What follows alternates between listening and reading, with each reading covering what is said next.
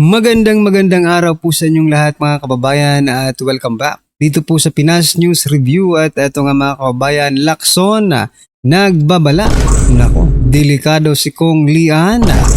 Grabe, Boeing nabahag ang buntot mga kababayan.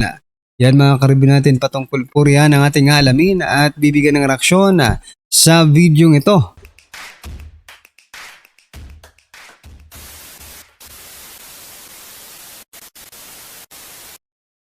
Yan mga kababayan, pasadahan po muna natin itong dalawang balita. Nako, patungkol po kay Congressman Leandro Liveste at ito naman patungkol po kay Boeing. Dito po sa mag-utol na sina Boeing Remulla at si John Vic Remulla mga kababayan. No, pero bago po natin simulan yan mga karibin natin, kung bago ka pa lang at di pa po nakapag-subscribe sa ating munting channel ay pa-subscribe naman po.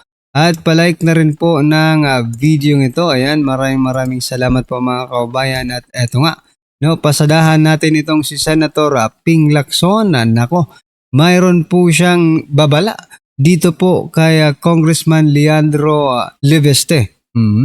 Sabi niya po kasi dito mga kababayan, maghinay-hinay, no? Payo ni Ping Lacson kay Liveste. Huwag yung bara-bara, i-telegraph niya ng konti. Huwag yung araw-araw nasa TV siya kasi nakakaumay din. Nako po. No? Grabe itong senador ka ba ng Pilipinas, no? Ikaw ba ay mayroong pinagtatakban? Ikaw ba ay mayroong pinoprotektahan, no? Senator Ping Lacson? Kasi dapat ang iba kasi yung ini-expect namin, no? Sa isang senador, ang ini-expect namin sasabihin po dito kay Congressman Liveste ay, sige, no, bilisan mo kasi baka makalusot pa yung mga hinayupak na yan. No? Araw-arawin mo sila para nang magtanda. No? Nagpapahalata lang po no, na si Lacson ay talagang mayroon pong kinakatigan mga kababayan. No? Sabi niya, i-telegraph ng kaunti. Telegrama daw. Yung telegrama kasi, mabagal yun eh. Bago dumating, matagal bago dumating, di ba? Parang kinukumpara niya na hinahinay. Okay, hinahinay ka, Liveste. O, bakit mo naman, ay nako, bakit mo kailangan sabihin niya maghinay-hinay? Di ba dapat sabihin sige, bilisan mo, Congressman Liveste, ha? Dapat dyan sa mga taong yan ay makulong. Di ba? Pero iba po ang kanyang iba po ang ni Lacson mga kababayan, okay? Puntahan naman po, ano po ang inyong opinion dyan mga kababayan, i-comment nyo na lang kasi eto rin, no? Sabi po dito sa balita namang ito mga kababayan, nako. Magkapatid sa Kongreso nagtangkang manuhol sa mag-utol na Remulla. Nako, ilang araw na ito mga kababayan. Hindi nyo pa rin pinangangalanan. Wala pa rin pangalan. Dapat pangalanan nyo yan, Boeing. John Vic, di ba? Dapat pangalanan nyo yung hinayupak ng mga kongresista yan na gustong manuhol ng 1 bilyon. Tag 1 bilyon pala sila. Akala ko 1 bilyon tapos hati sila. Hindi talaga yan. Di ba? Anong akala nyo sa Remulla? Cheap? Hindi madadala sa 1 bilyon yan. Kung ginawa nyo sigurong trilyon, pwede na. Di ba? Pero what I'm trying to point out dito mga kababayan, bakit hindi nila pangalanan? Di ba? Ang tatapang nyo. Di ba? O pag sa Duterte, ang tapang nyo. No? Kapag kontrapartido, siguro ko itong may hinala na ako, no? Itong sinasabi nila magkapatid na nagtangkang manuhol sa kanila, di ba? Ay kapartido to ng Pangulo. No, kasi hindi pinapangalanan eh. Kasi kung hindi ito kapartido, kung kontrapartido po ito at kalaban ng administrasyon, ay malamang pangangalanan po ito nila. They will name it, mga kababayan, no? Pero kasi, ang hinala natin, mga kababayan, ito pong dalawang sinasabi nila ay kaalyado po ng Pangulo. Or maybe mga kababayan, John Vic Buying are just making drama. Diba? Baka gusto lang nila magdrama. Gusto niyo lang ba magdrama? Pinasasakay niyo lang ba ang taong bayan? Pangalanan niyo kaya yan para malaman ng taong bayan. Total, hindi naman kayo yung mapapahiya. Diba? Sila naman ang mapapahiya. At dapat dapat isa po ito sa yung dalawang magkapatid sa Kongreso, mga kababayan, dapat makita po natin sila na makulong, Kasi sinusuhulan po nila ang opisyal ng gobyerno, no? Para makalusot lang sila dito sa flood control anomalies na ito. O, di ba? Kaya dapat pangalanan niyo yan, Junbi. Kung totoo yan, pero pag umabot pa ito ng isang linggo na hindi niyo pinapangalanan, ay, magdududa na kami. Drama lang ito. Or di kaya, kaalyado nyo rin yan.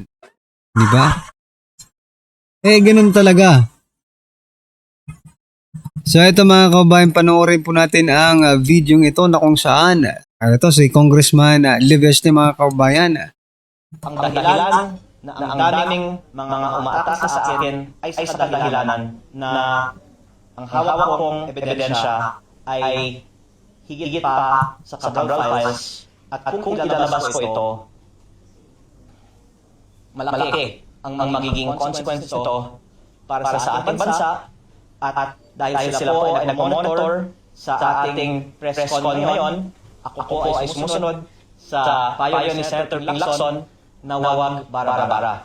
Basta wag nyo akong patayin. Dahil kung papatayin nyo ako, lalabas ang buong katotohanan ng mga ginawa ninyo sa DPWH. Ang dahilan... So yan mga kababayan, no?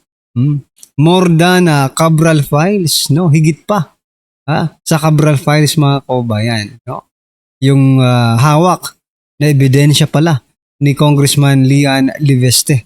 Naku, palakpakan po natin, mga kapatid natin, no? Pero eto ang matindi, no? Dahil nga dyan, medyo nanganganib po ang kanyang buhay at sinasabi niya, ngayon pa lang, huwag niyo akong gugurgurin, di ba? Kasi lalabas to. Alam niyo mga karibyo natin na naisip ko lang, no? Yung sinabi noon ni Vice President Sara Duterte, ganito rin yun eh. 'Di ba? 'Di ba? Yung pinagbantaan niya. Si President Bongbong Marcos Jr., Speaker and First Lady na pag namatay ako, sila ang resbakan nyo. Oh? Parang ganun na ganun rin po yun, mga kababayan, no?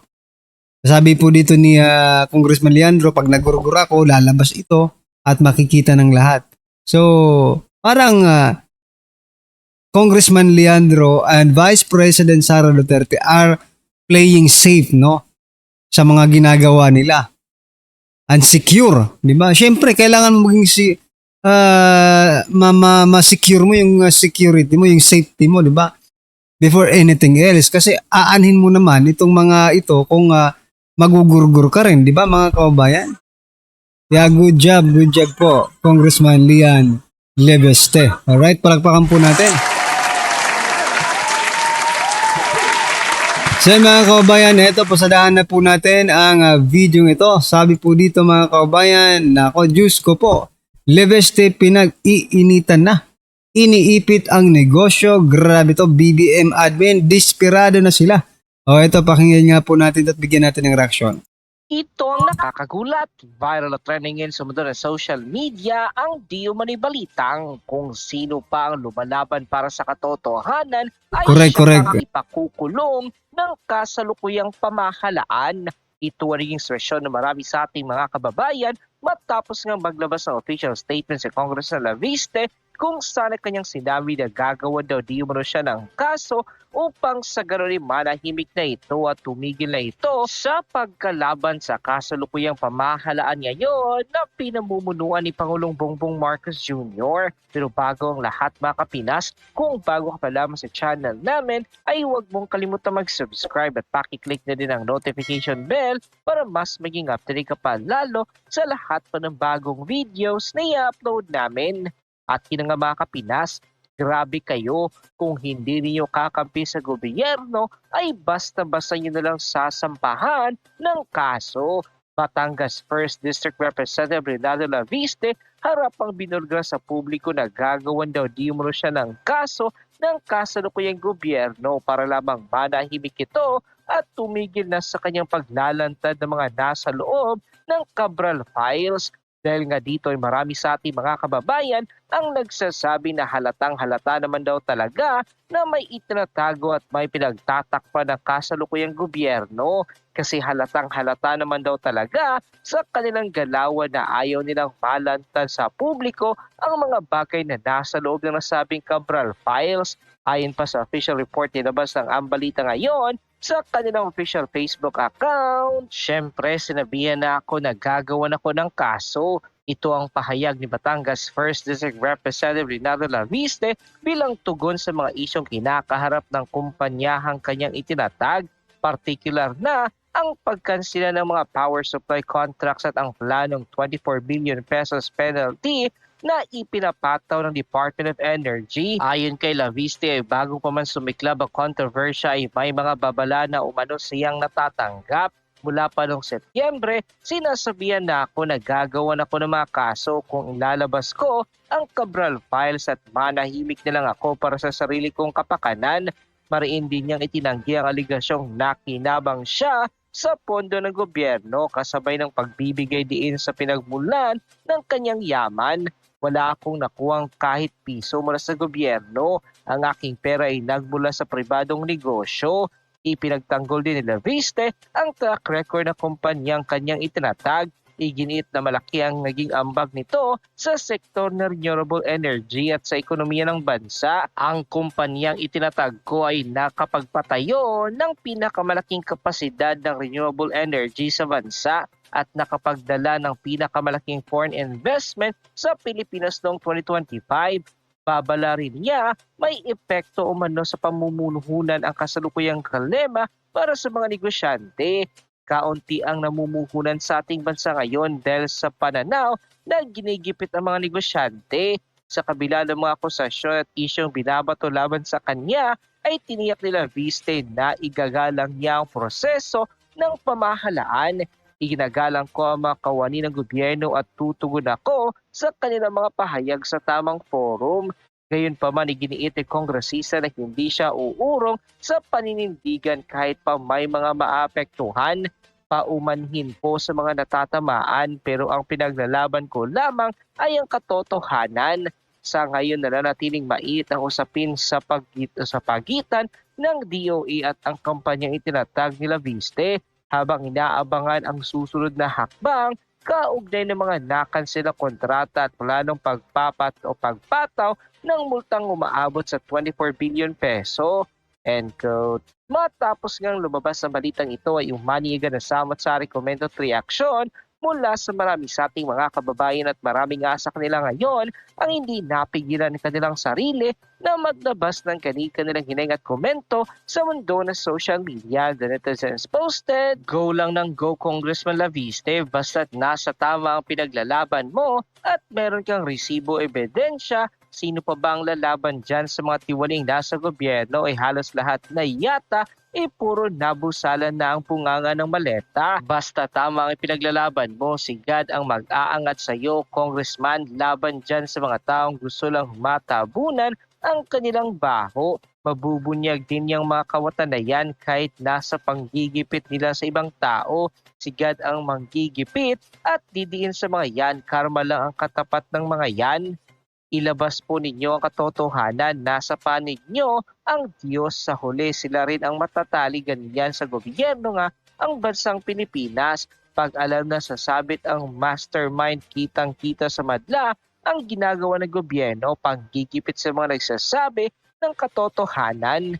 Sabi nga ni Bongbong Marcos, pag taliwas ka sa gobyerno niya, hahanapin at gagawan ka ng issue. Iyan ang gawain ng Bongbong Marcos administration. Kaya laban lang po Congressman Rinaldo Laviste. Kaya kaya mo yan, Sir Honorable Congressman Laviste. Ikaw ang tamang tawaging honorable, di katulad ng ibang official na naglalagay ng honorable sa kanilang pangalan, nakakahiya sa kanila. dahil di sila dapat sa ganyang tawag, dapat sa kanila buhaya at mandarambong ng kaban ng bayan. Pag wala sa si Bongbong Marcos, sana'y mawala na rin yung mga rimulya at kapag bayaran sa batas ang lahat ng ginawa nilang mga kasalanan. Ang maling nagiging tama kapag nasa mataas na posisyon ka. And Natin ang reaction opinion itong post, JMA News. Senate President Vicente Tito Soto III on Tuesday committed to immediately act on any impeachment complaint that may possibly transmitted to the Senate. Sabi niya, one thing is certain. As Senate President, I will act on it with dispatch, forthwith. Ayos ah. Filing of impeachment complaint is looming against the country's top two officials, President Ferdinand Bongbong Marcos Jr. and Vice President Sara Duterte. So ito, sa GMA News Online, ito po yung article, nakahanda ang Senado na aksyonan kaagad ang posibleng impeachment cases laban kay Pangulong Marcos at kay VP Sara kung matuloy. Okay. Sabi dito, Malacanang has said that Marcos is ready to face any impeachment complaint against him. Duterte, meanwhile, said she was not surprised by the plans to refile an impeachment case against her, alleging that it is being used as a bargaining chip by certain lawmakers before the passage of 2026 national budget. To recall, the House of Representatives impeached Duterte in February last year with over 200 lawmakers endorsing the complaint. The Vice President was accused of betrayal of public trust, culpable violation of the Constitution, graft and corruption, and other high crimes. So yan mga kaubayan, no? Dito naman magaling ang Senado, dito magaling si Tito Soto, no, mga karibin natin. Agad-agad niyang aaksyonan pag pinasa na sa kanila ang impeachment ni VP Sara. Ang tanong, magiging ganun ka rin ba kung ma-approve, no? Yung mai-impeach si President Bongbong Marcos Jr. sa House of Representatives? Gagawin nyo rin ba yung ginawa nyo kaya Vice President Sara Duterte nung una, mga kaubayan? Anyway, ano po ang inyong opinion, reaksyon patungkol po dito mga karibin natin? I-comment na lang po sa baba. Ayan, maraming salamat po. Please don't forget to like the video. Maraming salamat po.